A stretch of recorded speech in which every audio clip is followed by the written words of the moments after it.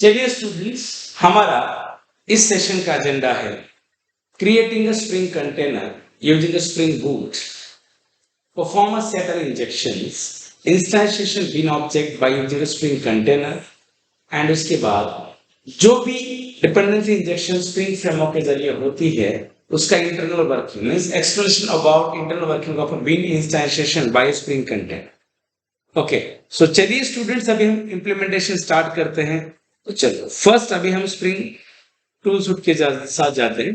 पहले हम इसे ओपन करते हैं। मैं थोड़ा सा मैग्नीफाई करके आपको दिखाता हूं। अभी हमारा सबसे पहला टारगेट है हमें प्रोजेक्ट बनाना है। तो अब यहां आइए, file, new spring starter project. उसके बाद अभी आ गई, यहां आप इसे नाम दीजिए सेटर इंजेक्शन ऐप।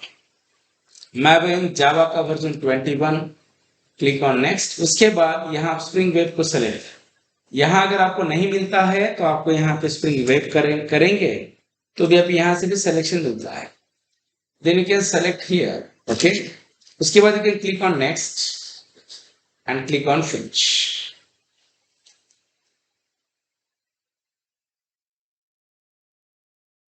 यहाँ देखिए आपका ये प्रॉपर प्रोजेक्ट बन गया है, राइट। अभी हमारा सबसे पहला क्वेश्चन ये है एसआरसी। अभी एक बार हम पहला कोड ओपन करते हैं, जस्ट थोड़ा सा इधर के मेनू में मैग्नीफाई करता हूं।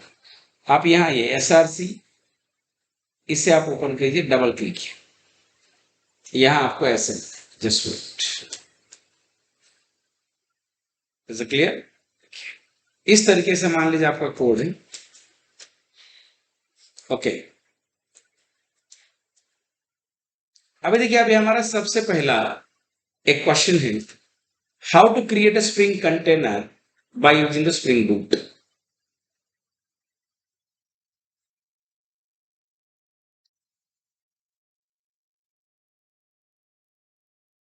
How to create a Spring container by using a Spring Boot. How to create a Spring container by using a Spring Boot. Right, अब स्प्रिंग कंटेनर कैसे करेंगे स्प्रिंग बूट के जरिए। देखिए, if you want to create a spring container, तो ये जो method application dot run, इस मेथड के जरिए हम स्प्रिंग कंटेनर क्रिएट कर सकते हैं, राइट। देखिए, if you want to create a spring container,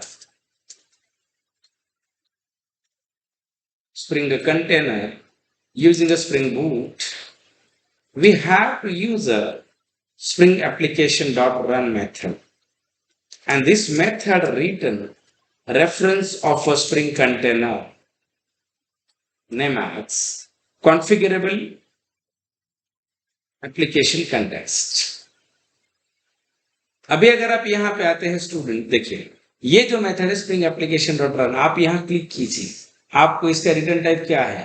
कॉन्फ़िगरेबल application context. Basically ये क्या है? Configuration application context is a child of application context. देखिए, और एप्लीकेशन कॉन्टेक्स्ट क्या है? एक स्प्रिंग कंटेनर है। अभी एप्लीकेशन कॉन्टेक्स्ट क्या है, बिन फैक्टर क्या है, ये पढ़ने के लिए आपको स्प्रिंग कोर आना इंपॉर्टेंट है। क्लियर? अभी अगर आप यहाँ पे आते हैं गाइस, तो ये आपका कॉन्फ़िगरेशन कॉन्टेक्स्ट है एप्लीकेशन, इसे आप उठाइए, you can post here, paste, you can write a context equals. So ये जो आपको दिख रहा है context, who is a context? अगर हम इस कंटेक्स्ट की बात करते हैं गाइस, तो ये कंटेक्स्ट आपका स्प्रिंग कंटेनर है। और ये जो कंटेक्स्ट नाम की जो आपकी रेफरेंस है, ये जो अभी हमने लिखा है प्रैक्टिकली, ये जो मैंने यहाँ पे इस मेथड के लेफ्ट हैंड साइड में जो पुट किया है, ये जो आपको दिख रहा है configurable application context, who is this? We can say this is your Spring container. देखिए, ये आपका बेसिकली स्प्रिंग कंटेनर, ये बहुत इंपॉर्टेंट, राइट। तो स्प्रिंग कंटेनर क्या होता है? ऐसे नॉर्मली कहा जाता है कि स्प्रिंग कंटेनर एक ऐसा इंटरनल एपीआई होता है स्प्रिंग के अंदर कि जो आपका बिन क्रिएशन है या बिन इंस्टॉलेशन है, उसके बाद बिन का लाइफ साइकिल मैनेज करना हो, ऐसे बहुत सारे एक्टिविटी स्प्रिंग कंटेनर के जरिए किए जाते हैं। तो यहाँ आपके पास ये जो कॉन्फ़िगरेबल एप्लीकेशन कॉन्टेक्स्ट जो आपको दिख रहा है, इंटरफेस है, and it act as a spring container, जिसका रेफरेंस भी एज ए स्प्रिंग कंटेनर ही काम करता है। ओके, मतलब आपको यहाँ कुछ अलग नहीं करना है, जस्ट आपको स्प्रिंग एप्लीकेशन डॉट रन जो मेथड है, इसके लेफ्ट हैंड साइड में कॉन्फ़िगरेबल एप्लीकेशन कॉन्टेक्स्ट इतना ही लिखना।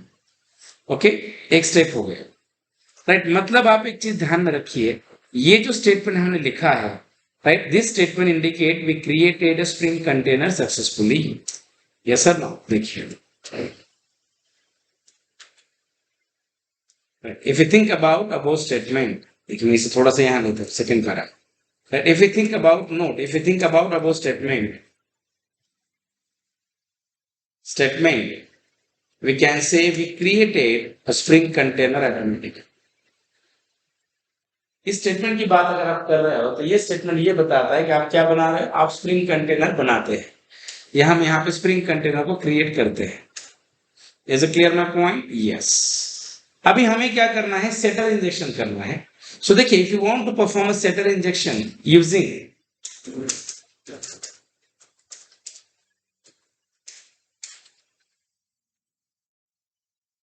annotation, then we require to use two major annotation here. Right. अगर आपको लगता है कि सेटर इंजेक्शन करना है तो हमें दो एनोटेशन की बहुत जरूरत है। सबसे पहला हमारा जो एनोटेशन ये है @component और एक है @value।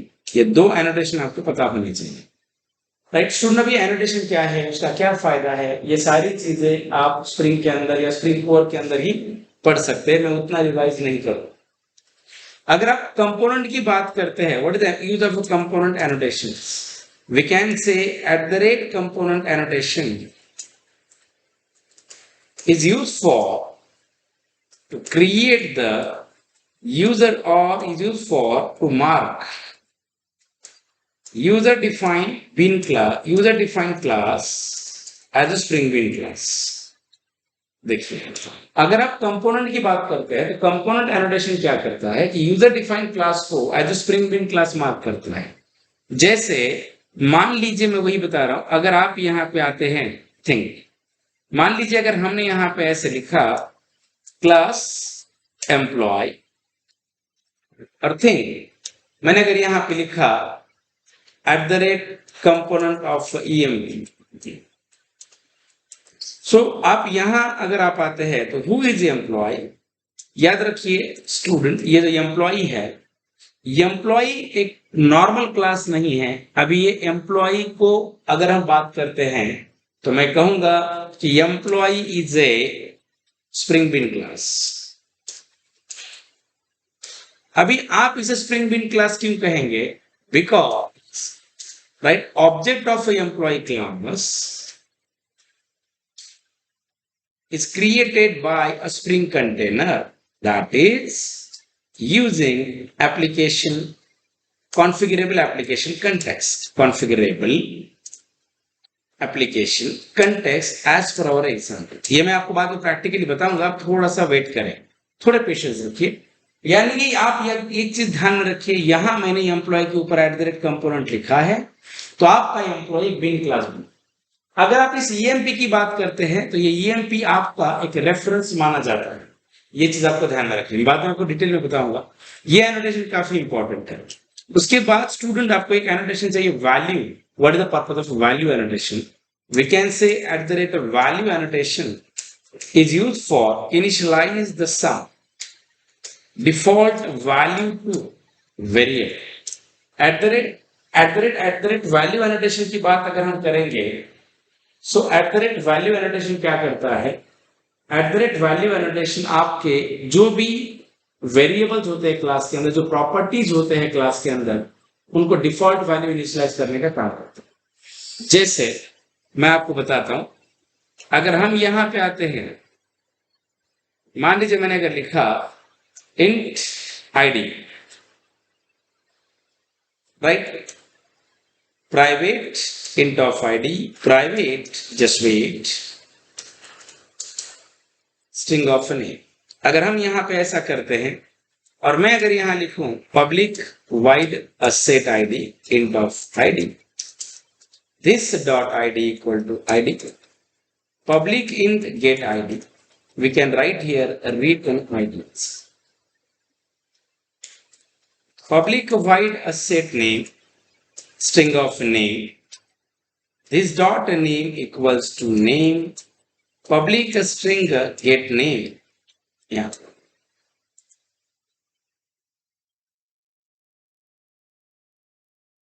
रिटर्न ऑफ नेम अगर आप ऐसा करते हैं तो ये पोजो क्लास बनेगा।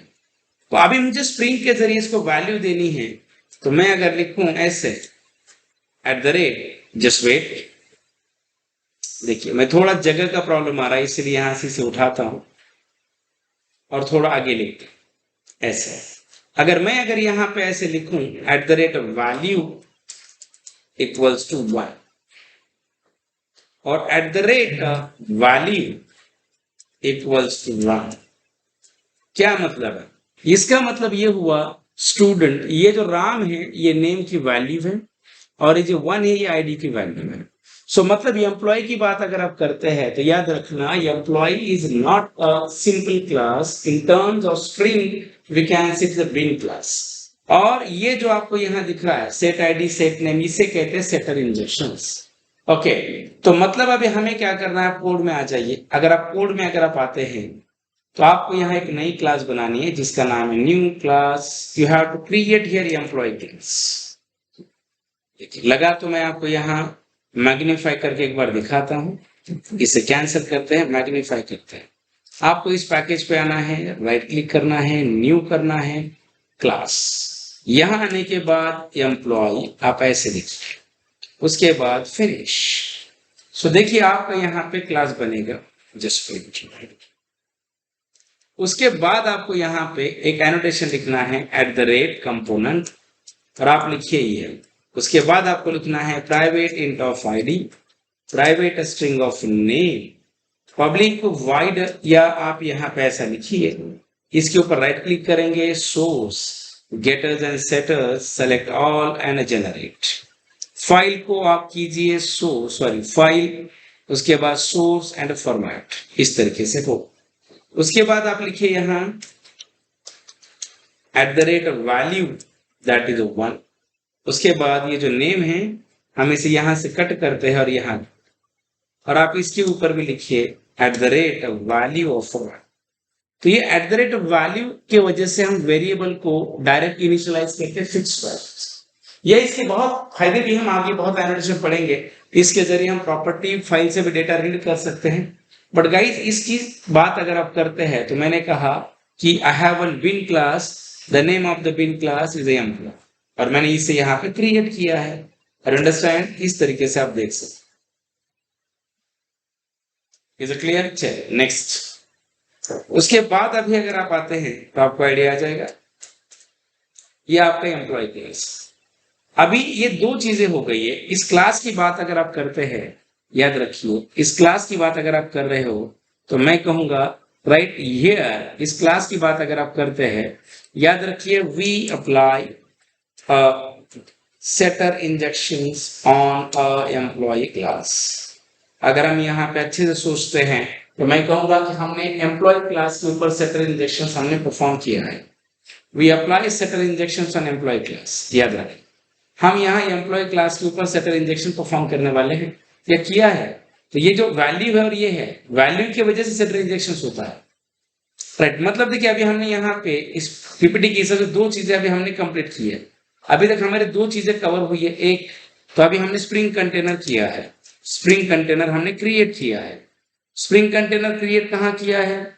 ये जो आपको स्टेटमेंट दिख रहा है मेन क्लास के अंदर, कॉन्फ़िगरेबल एप्लीकेशन कंटेक्स्ट, ये जो स्टेटमेंट दिख रहा है, इस स्टेटमेंट का मतलब होता है कि we created spring container. But इसके लिए स्प्रिंग कोर अच्छा आना बहुत इंपॉर्टेंट है गाइस ये समझने के लिए, बिकॉज अभी हम बहुत इन डेप्थ सीरीज रिकॉर्ड करने जा रहे हैं। तो इसके लिए टेक्निकल टर्म समझने के लिए बेस क्लियर होना बहुत इंपॉर्टेंट है। Is it clear? उसके बाद यहां अगर आप आते हैं, मैंने दूसरा काम किया है two we perform setter injections. We perform setter injections, हमने सेटर इंजेक्शंस किया है। जैसे ये @value एनोटेशन है और @component एनोटेशन की बात अगर आप करते हैं तो इन दोनों को मिला के हमने सेटर इंजेक्शन परफॉर्म किया है। Is it clear? Yes. We have a third stage. Instantiation bean object by using a spring container. याद रखिए ऐसे कहते हैं. ये जो आपकी क्लास है एम्प्लॉय ये तो हो गया. अभी देखिए third. If you want to create an instance of a bean, if you want to create an instance of a bean using a spring container,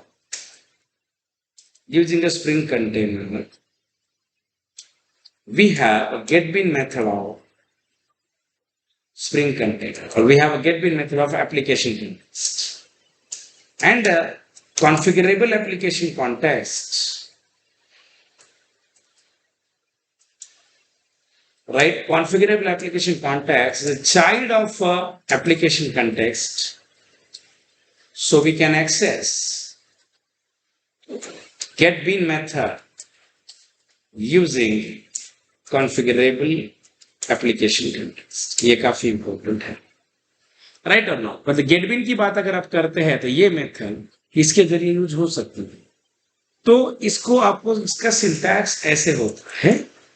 object getBean और यहां हम देते हैं bean id. अगर हम हमारे एग्जांपल में आते हैं देखिए तो हमारा bean id emp है. तो आपको मेन मेथड वाली क्लास में आना है और मेन मेथड वाली क्लास में आने के बाद आपको यहां ऐसे लिखना है object of obj equals context dot getBean of emp एक या और आपको यहां लिखना है employee of e equals bracket of employee of obj. ये दो लाइन है या आप इन दोनों लाइन को एक ही लाइन में कन्वर्ट कर सकते हैं. अगर आप यहां आते हैं तो we can write here employee of e bracket of employee of obj. Sorry, context dot getBean of obj. अब ये कर सकते हैं. अभी आप यहां लिखिए system dot out dot println e dot get id plus slash t plus e dot get name plus slash t plus e dot get sign. Sorry दो ये get id get name है यहाँ. अभी अगर आप इस कोड को run करते हैं तो आपको 1 एंड RAM मिलना चाहिए. बट इसका इंटरनल वर्किंग कैसे होता है आप थोड़ा 5 मिनट वेट करें. मैं पूरा वर्किंग आपको पेंट के अंदर ड्रॉ करके दिखा. अभी अगर आप यहां पे आते हैं रन एज जावा एप्लीकेशन या स्प्रिंग बूट है 1 एंड RAM.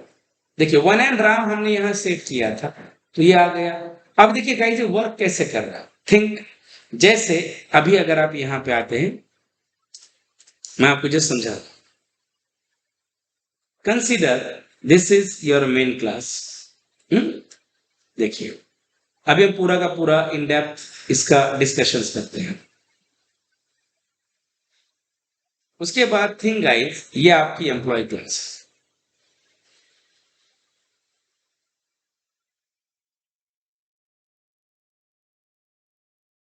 राइट. ये एम्प्लॉय क्लास. इस एम्प्लॉय क्लास की बात करते हैं तो इस कंपोनेंट की वजह से मान लो ये आपका स्प्रिंग कंटेनर है. अभी बहुत इंपॉर्टेंट पॉइंट है अभी अंदर. ये जो है this is who is this student. ये आपका स्प्रिंग कंटेनर है. अगर हम स्प्रिंग कंटेनर की बात करते हैं तो यानी कि ये जो कंटेक्स्ट है इसे मैंने स्प्रिंग कंटेनर. जब ये स्प्रिंग कंटेनर देखता है कि यार इस क्लास के ऊपर कंपोनेंट एनोटेशन है यस और नो मतलब इससे माना कि अपनी क्लास से मैं इसका ऑब्जेक्ट बना सकता. तो स्प्रिंग कंटेनर को ऐसे लगता है कि मैं इसका ऑब्जेक्ट बनाऊं तो उसके लिए रेफरेंस लगेगा. तो ये ईएमपी नाम की रेफरेंस है. Who is EMP student. याद रखना EMP is your reference.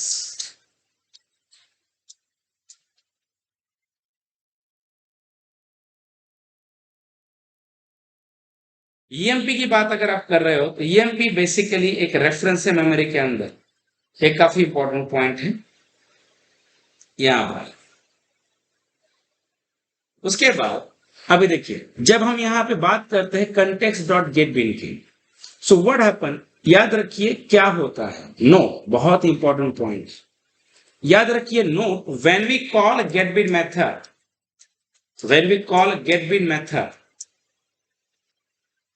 internally string container create object of a bean class and call setter method internally and pass value as a parameter to setter method which we mention in a @value ampersand. ये काफी important. When we call a getBean method internally, Spring container create object of a bin class and call a setter method internally and pass a value as a parameter to setter which mention in a @value annotation. इसका मतलब क्या है? देखिए, जैसे भी हमने यहाँ पे getBean of emp किया है, तो मैंने यहाँ पे emp नाम की रेफरेंस को कॉल किया. ये बहुत ही हमने emp को कॉल किया. अगर यहाँ emp को कॉल किया है, इसका इंटरनल मीनिंग होता है, देखिए इसका इंटरनल मीनिंग है, सॉरी इसका इंटरनल मीनिंग बताता हूं मैं. इसकी इंटरनल मीनिंग की बात अगर आप करते हैं, ये अकेली मेथड कॉल करने की वजह से आपका इंटरनल मीनिंग क्या है? इसका इंटरनल मीनिंग होता है employee of E equals to new of M. What happen internally यहां आपके एम्प्लॉय क्लास की ऑब्जेक्ट बनी है. जैसे भी आपके एम्प्लॉय क्लास की ऑब्जेक्ट बनती है, वैसे ही इसके अंदर दो वैल्यूज आता है. एक आता है, पहला वेरिएबल आता है दैट इज आईडी,